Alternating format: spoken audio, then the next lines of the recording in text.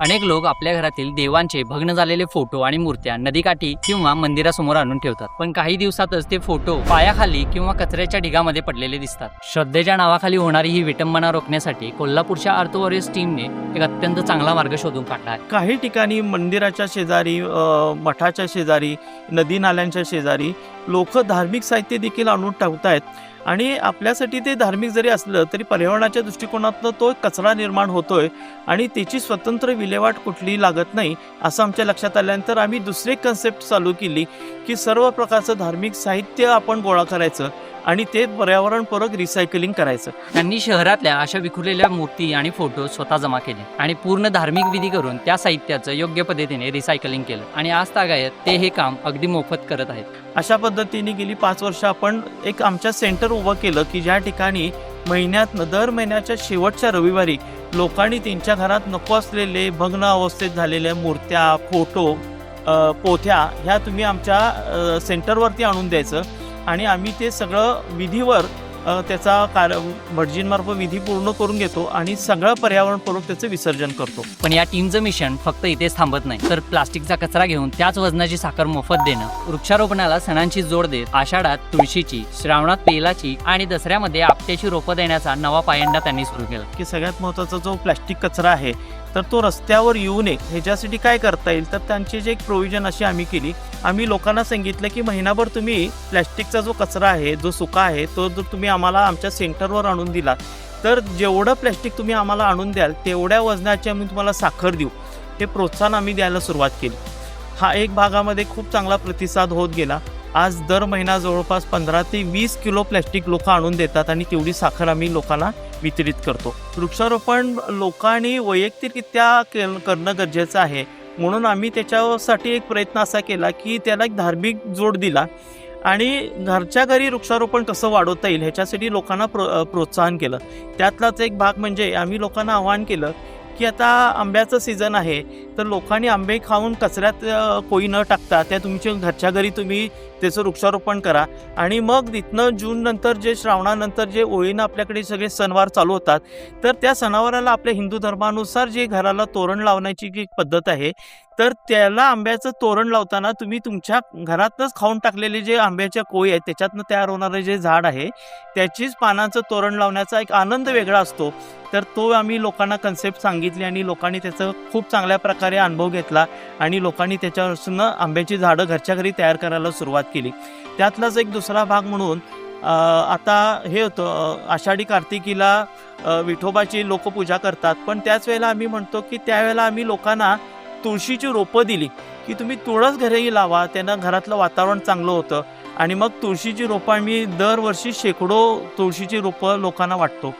दुसरा भाग आपल्याकडे दसरा साजरा करत असताना लोक बाजारातनं विकत आणून आपट्याची पानं वाटतात पण अशा प्रकारे जर का आपट्याची पानं जर वृक्षतोड प्रचंड जर झाली तर भविष्यात आपल्याला तो सण साजरा करता येणार नाही अशी परिस्थिती निर्माण झालेली आहे. का तर आपट्याचं झाड काही उत्पन्न देणारं साधन नसल्यामुळं जे लोक आपट्याची झाडं तोडून आणून विकतात त्यांचं कुणाचंही स्वतःचं झाड ते नाही आहे.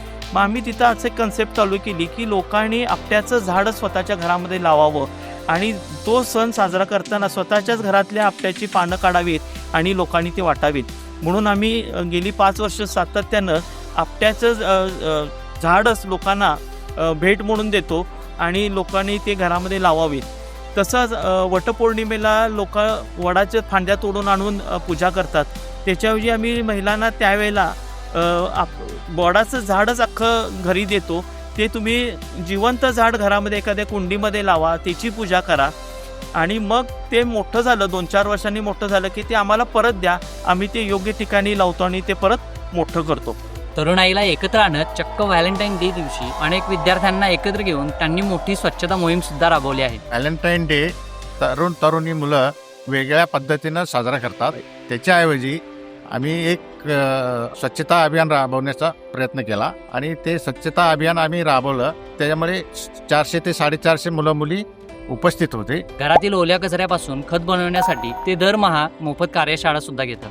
आता एक प्रश्न निर्माण झाला की ओला कचरा देखील लोक भरमसाठ आज बाहेर टाकतात महानगरपालिकेची गाडी कधी येते असं होतं आणि एखाद दुसरा दिवस जर महानगरपालिकेची गाडी आली नाही तर तो ओला कचरा घरामध्ये कुजायला लागतो आणि प्रचंड घाण वास सुटतो. तर ह्याला काय पर्याय, तर आम्ही महिलांना मग प्रशिक्षण द्यायला सुरुवात केली की ओल्या कचऱ्याचं घरच्या घरी तुम्ही खत बनवा. तर त्याचे आम्ही ऑनलाईन प्रशिक्षण घेतो. वेगवेगळ्या कॉलनीमध्ये जाऊन महिलांना आम्ही प्रेरित करतो की ओल्या कचऱ्याचं घरच्या घरी खत कसं बनवायचं. बऱ्याच जणांचं महिलांचं असं म्हणणं असतं की आम्ही ओल्या कचऱ्याचं खत बनवायला सुरुवात केली, खरं घाण वास येतो, आम्ही त्याच्यात किडे होतात, आम्ही ते बनवत नाही. पण जसं आपण दुधापासून दही बनवतो, तर दही बनवत असताना आपण जसं विरजण लावतो आणि मग ते दही चांगलं होतं, त्याच प्रकारे जर चांगल्या प्रकारे ओल्या कचऱ्याला जर तुम्ही विरजण, ज्याला कल्चर पावडर म्हणतात, ती कल्चर पावडर जर तुम्ही मिक्स करून जर त्याचं खत जर घरी बनवलं तर कोणत्याही प्रकारची कीड होत नाही आणि घाण वास देखील येत नाही आणि त्यानं खूप चांगल्या प्रतीचं तुम्हाला खत घरामध्ये तयार होतं. तर त्याचं देखील खत निर्मितीचं आम्ही कार्यशाळा घेतो. त्याच्यानंतर घरामध्ये आपण वेगवेगळे केमिकल्स वापरून संडास बाथरूम साफ करतो. तर त्याच्यासाठी आपण एन्झाईम बनवायला लोकांना शिकवतो. एन्झाईम हे अतिशय स्वस्तामध्ये तयार होणारं कल्चर आहे. तुम्ही ओल्या कुठल्याही प्रकारचे, म्हणजे आपण निर्माल्यातली फुलं असतील, लिंबूच्या साली असतील किंवा संत्री मोसंबीच्या साली असतील, तर हे कचऱ्यात टाकून देतो. तर ह्या साली ज्या आहेत त्या अतिशय चांगल्या दर्जाच्या साली आहेत की ज्याच्यामध्ये तुम्ही एखाद्या बॉटलमध्ये ह्या जर भरल्यात, त्याच्यात थोडाफार गूळ घातला आणि पाणी घातलं तर आणि 2-3 महिने ते तसंच बंद ठेवलं तर त्याचं अतिशय चांगल्या प्रकारे एन्झाईम तयार होतं. तर हे एन्झाईम कशासाठी वापरलं येतं, तुम्ही तुमच्या घरातली संडास बाथरूम त्यानं साफ करू शकता, धुणी भांडी करू शकता, कपडे धुता येतात. कुठं जखम झाली तर डेटॉलसारख्या गोष्टी लावायची आवश्यकता नाही, तर मी एन्झाईम लावू शकता. घरामध्ये झाडं असतील तर त्याच्यावरती कीटकनाशक मारायची आवश्यकता नाही, एन्झाईम तुम्ही वापरू शकता. आणि असे बहुगुणी हे एन्झाईमचा खर्च ₹5 खर्च आहे. ₹5 तुम्ही घरच्या घरी हे एन्झाईम बनवू शकता. ते पण तुमच्या घरातल्या टाकाऊ जो कचरा आहे त्या कचऱ्यापासून ह्याची निर्मिती होती. तर हे एन्झाईम बनवायच्या देखील कार्यशाळा आपण मोफत घेतो आणि महिलांना त्याचं प्रशिक्षण देतो. एन्झाईम बनवण्याची कार्यशाळा किंवा खत बनवण्याची कार्यशाळा आम्ही वेगवेगळ्या शाळेमध्ये, वेगवेगळ्या कॉलेजेसमध्ये तिथल्या शिक्षकांची परवानगी घेऊन आम्ही तिथं आयोजन करतो. तसंच घरच्या महिलांना प्रेरित करण्यासाठी वेगवेगळ्या अपार्टमेंटमधल्या महिला असतील किंवा कॉलनीमधल्या महिला जर एकत्र, त्यांनी एक 15-20 महिला एकत्र आल्या आणि त्यांनी आमच्याशी जर संपर्क साधला तर त्यांच्या वेळेनुसार आमच्या टीममधल्या ज्या महिला आहेत त्यांना तिथं जाऊन हे प्रशिक्षण देतात. अर्ध्या तासाचं काम असं प्रशिक्षण देण्याचं, काय फार मोठा विषय नाही. त्यांनी कधीही आमच्याकडे मागणी केली तर आपण हे मोफत त्यांना सुविधा दिलेली आहे की हे एन्झाईम बनवणे आणि खत बनवण्याची आपण त्यांना प्रेरणा देतो आणि प्रशिक्षण देतो. हॉटेलमध्ये होणाऱ्या अन्नाची नासाडी थांबवण्यासाठी त्यांनी जेवढं मावेल पोटात तेवढंच घ्या ताटात असे फलक सुद्धा लावले. तरीही हे अन्न उरलं तर एका कॉलवर ते गरिबांच्या वस्तीमध्ये पोहोचवलं जातं. स्वच्छता अभियान, प्लॅस्टिक कचरा हे त्या सगळ्या विषयांना जोडून एक महत्त्वाची आणखीन एक गोष्ट लक्षात आली की वेगवेगळ्या लग्न समारंभाचे कार्यक्रम होतात किंवा हॉटेल्समध्ये काही कार्यक्रम होतात, ह्या ठिकाणी जेवण बरंच खूप मात्र होतं.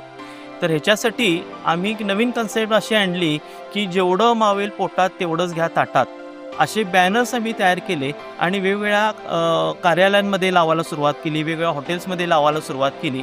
आणि त्याच्यामुळं झालं काय की लोक ते वाचून मुळातच घेताना ताटामध्ये ते जेवण कमी घ्यायला सुरुवात झाली आणि अन्नाची नासाडी कमी झाली. त्यातनं देखील काही जर अन्न शिल्लक राहिलंच तर ते आम्हाला फोन करतात. आम्ही त्याच्यावरती आमच्या प्रतिनिधींचे नंबर दिलेले आहेत. ते अन्नपदार्थ आमच्याकडे आणून देतात. आम्ही ते सर्व गोळा करतो आणि वेगवेगळ्या झोपडपट्टी एरियामध्ये जे गरीब लोक आहेत त्यांना ते जेवण वाटायला सुरुवात केली आणि खूप चांगल्या प्रकारे त्याला आता प्रतिसाद आम्हाला मिळायला लागलेला आहे. सोबतच सीड बँक आणि पर्यावरणपूरक गणेश विसर्जनासाठी त्यांची टीम अविरतपणे काम करते. वेगवेगळ्या प्रकारचा कचरा जेव्हा आपण निर्माण करतो त्याच्यातला एक आणखीन एक कचरा निर्माण होतो, तो म्हणजे आपल्या रोजच्या जेवणामध्ये किंवा रोजचा आपण जे काही वेगवेगळे पदार्थ खातो, फळं खातो, त्याच्यामधनं तयार होणाऱ्या जे बिया आहेत, सालीचं तर मी तुम्हाला सांगितलं की ते सालीपासून आपण एन्झाईम बनवून त्याचा आपण घरच्या घरी वापर होऊ शकतो. पण बिया ज्या आहेत त्या बिया देखील बरेचदा कचऱ्यात टाकून दिल्या जातात. म्हणजे चिकू खाल्ला त्याची बी टाकून दिली, सीताफळ खाल्ली त्याची बी टाकून दिली. ह्याच्याऐवजी आम्ही लोकांना आवाहन केलं की तुम्ही तुमच्या घरामध्ये किचनमध्ये एक छोटीशी स्टीलची बॉटल किंवा प्लॅस्टिकची एक बॉटल ठेवा, त्याला चारीकडनं भोकं पाडा, त्याच्यात थोडासा लाकडाचा भुसा भरून ठेवा आणि तुमच्या खाद्यपदार्थात कुठल्या प्रकारची बी आली, अगदी लिंबूची देखील बी आली तर ती बी असेल, सीताफळाची बी असेल, चिकूची बी असेल, हे बिया तुम्ही त्या बॉटलमध्ये भरायला सुरुवात करा. साधारणपणे 6 महिने लागतात ह्या बिया भरायला, बॉटल पूर्ण भरायला. मग ह्या भरलेल्या बियांचं करायचं काय, तर ह्या जर कचऱ्यात गेल्या असत्या तर कुजूनच मात्र झाल्या असत्या. पण ह्या बॉटल्स जर भरून तुम्ही ठेवल्यात तर उन्हाळ्याच्या सुट्टीमध्ये तुम्ही वेगवेगळ्या ठिकाणी फिरायला जातो आपण, तर ही बॉटल तुम्ही बरोबर घेऊन जावा आणि वेगवेगळ्या ठिकाणी पर्यावरणात फिरत असताना ही बॉटल उघडा आणि त्याच्यातल्या बिया तुम्ही पर्यावरणात टाकायला सुरुवात करा. का तर उन्हाळ्यात फिरून जात असताना तुम्ही ज्या टाकलेल्या बिया आहेत तर लगेच उन्हाळा संपला की पावसाळा चालू होतो आणि ह्या बिया पावसामुळे रुजतील आणि त्याच्यामधनं नवीन रोपं तयार होतील. केवढी छोटीशी गोष्ट आहे की तुम्ही तुमच्या बिया जर रोज कचऱ्यात टाकणार, त्याच्याऐवजी एखाद्या बॉटलमध्ये भरा. 2 नाही तर 3 बॉटल फार तर भरतात, पण ह्या सगळ्या बियांचं तुमचं रोपांमध्ये रूपांतर होतं. तुम्हाला फिरायला जायचं नाही आहे, ही बॉटल कुठंतरी बिया टाकता येणार नाहीत असं जर वाटत असेल तर ही भरलेली बॉटल एखाद्या तुम्ही संस्थेला दान करा, ती जे रोपं तयार करतात किंवा रोपवाटिका असतील त्यांना तुम्ही द्या, त्याच्यातनं रोपं तयार होतील. म्हणजे ह्या बिया तुम्ही साठवण्याचा जर प्रयत्न केला तर ह्याच्यातनं नवीन झाड तयार होईल, कचरा निर्माण होणार नाही. एवढी छोटी गोष्ट आपण करू शकतो. गणेश चतुर्थीमध्ये, अनंत चतुर्थीला आपण घरच्या गणपतीचं जे विसर्जन करतो तर वेगवेगळ्या जलस्रोतांमध्ये त्याचं विसर्जन करतो आणि बरेचदा काय होतं की प्लॅस्टर ऑफ पॅरिसच्या मूर्त्या जलस्रोतामध्ये सोडल्या जातात. त्यामुळे काही प्रमाणात तिथं प्रदूषण होण्याची शक्यता असते. त्यामुळे आम्ही लोकांना प्रबोधन केलेलं आहे की आम्ही आमचं एक सेंटर उभं केलेलं असतं की तुम्ही तुमच्या घरच्या घरी देखील त्याचं विसर्जन कसं करायचं ते आम्ही लोकांना शिकवतोच. त्याच्यामध्ये मातीचा जर गणपती असेल तर तुम्ही एखादी नवीन कुंडी घेऊन घरच्या घरी त्याच्यामध्ये पाणी हे करा आणि घरच्या घरी त्याचं विसर्जन करा आणि ती निर्माण होणारी माती आहे ती कुंडीमध्ये घाला, त्याच्यामध्ये एखादं रोप लावा. म्हणजे तो गणपती कायमस्वरूपी तुमच्या लक्षात येईल. समजा एखादं चाफ्याचं झाड असेल, एखादं आंब्याचं झाड असेल तर ते आता मातीमध्ये लावा आणि ते तुमचं कुंडी कायम तुमच्या लक्षात राहील की हा गणपती माझ्या अमुक ह्या सालाचा गणपती आहे, की आंब्याचं झाड ते त्यावेळेची आठवण म्हणून. किंवा बरेचदा मातीचा गणपती नाही आहे, प्लॅस्टर ऑफ पॅरिसचेच गणपती सध्या आहेत, तर एक केमिकलची पावडर मिळते. ती केमिकलची पावडर आम्ही तुम्हाला सुचवतो. ती जर पाण्यामध्ये टाकली आणि त्याच्यामध्ये प्लॅस्टर ऑफ पॅरिसचा देखील घरच्या घरी तुम्ही गणपती त्याच्यात विसर्जन जर केलात तर त्याची देखील माती तयार होती. त्याच्यामध्ये काही प्रमाणात ते शेणखत आणि माती जर मिक्स केली तर अशा ह्याच्यामध्ये देखील तुम्ही झाड लावू शकता. त्याच्यानंतर आमच्याकडे आम्ही त्यावेळेला एक सेंटर उभं केलेलं असतं की तिथं लोकांनी त्यांना विसर्जनच करायचं असेल तर एक कुंड आम्ही तयार केलेलं असतं, कृत्रिम कुंड. त्याच्यामध्ये आणून लोक गणपतीचं विसर्जन करतात. त्याच्यामध्ये तयार झालेले जे सगळे गणपती आहेत त्याची आम्ही विभागणी करतो. प्लॅस्टर ऑफ पॅरिसचे गणपती असतील तर ते आम्ही बाजूला ठेवतो, मातीचे किंवा शाडूचे गणपती असतील तर ते आम्ही बाजूला ठेवतो. शाडूची जे सगळे गणपतीची जी माती आहे ती कुंभारांना आम्ही परत नवीन गणपती बनवण्यासाठी त्यांना देऊन टाकतो. म्हणजे भविष्यात परत तेवढी माती आणण्यासाठी कुठला तरी डोंगर फोडावा लागणार नाही आणि मोफत मिळून जाईल, त्यांना देखील काम सोपं जाईल. आणि प्लॅस्टर ऑफ पॅरिसच्या ज्या सगळ्या मूर्त्या आहेत त्या आम्ही महानगरपालिकेकडे सुपूर्द करतो. त्याच वेळेला तयार होणारं जे सगळं निर्माल्य आहे ते देखील आम्ही सगळं गोळा करतो आणि त्याचं देखील सगळं खत बनवायला सुरुवात केलेली आहे. अशा या कोल्हापूरच्या खऱ्या अर्थ वॉरियर्सला आमचा सलाम. रील आवडली तर शेअर करा आणि फॉलो करायला विसरू नका.